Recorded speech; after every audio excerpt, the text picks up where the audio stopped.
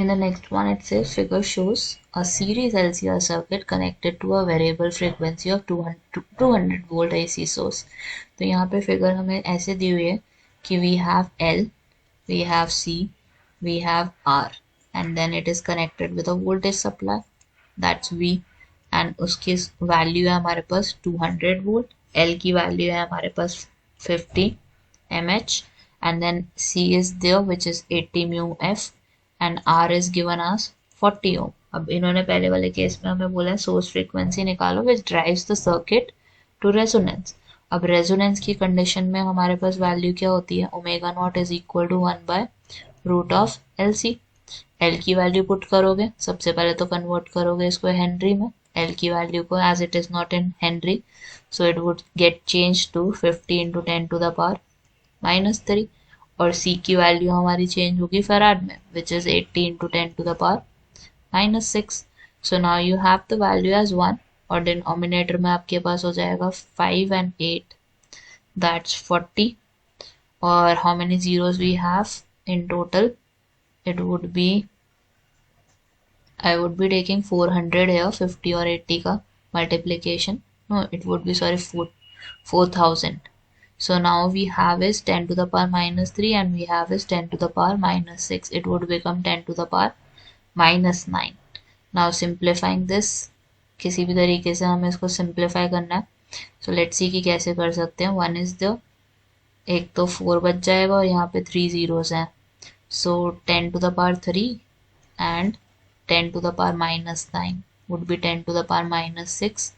So simplification पे you would have 4 का under root is 2, 10 to the power -6 का under root is -3, and then I would take 10 minus 3 to the numerator, it would become 1000, and 1000 divided by 2 is 500.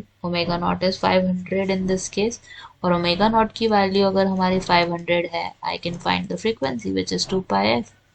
तो 500 को आपने किससे multiply करना है, with 2 pi, so that you can get the frequency in hertz. तो हम 500 2 pi भी leave कर सकते हैं और you can simplify it.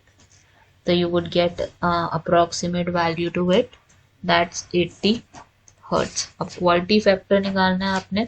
So quality factor कैसे फाइंड आउट कर सकते हो आप, you can do it with the one of the formula we know, that's Q is equal to 1 by R root of L by C is there. L और C को हमने क्या करना है, we need to divide it and then we need to take the root of it. 1 by R is there, R की value is 40, L और C की value substitute करोगे, L की वैल्यू हमारे पास 50 इंटू 10 टू द पावर -3 है, C की value आपके पास 80 into 10 to the power -6 है, 0 and 0 can be cancelled. So now finally I would have 1 by 40 into root is the and 10 to the power 3 -3 is there, so it would be get changed, और 6 को ऊपर लेकर जाओगे तो कितना हो जाएगा ये, it would be -3 plus 6 which is positive of 3. तो हमारे पास आ जाएगा यहाँ पे 5000 divided by 8 is there, और 5000 को हमें किससे डिवाइड करना पड़ेगा, we need to divide it with 8 and then we need to take the root of it. और जैसे अगर मान लो बोर्ड में ये वैल्यू आती है और सिंप्लीफाई नहीं हो पाती, तो you can leave your answer there. So you would have 1 by 40 into 5000 divided by 8 is 625, और 625 का रूट होता है 25. So you have 25 over 40. 25 और 40 को आपने डिवाइड करना है, तो you would get a reduced value, that's 0.625. So what is your quality factor? It's 0.625 in all.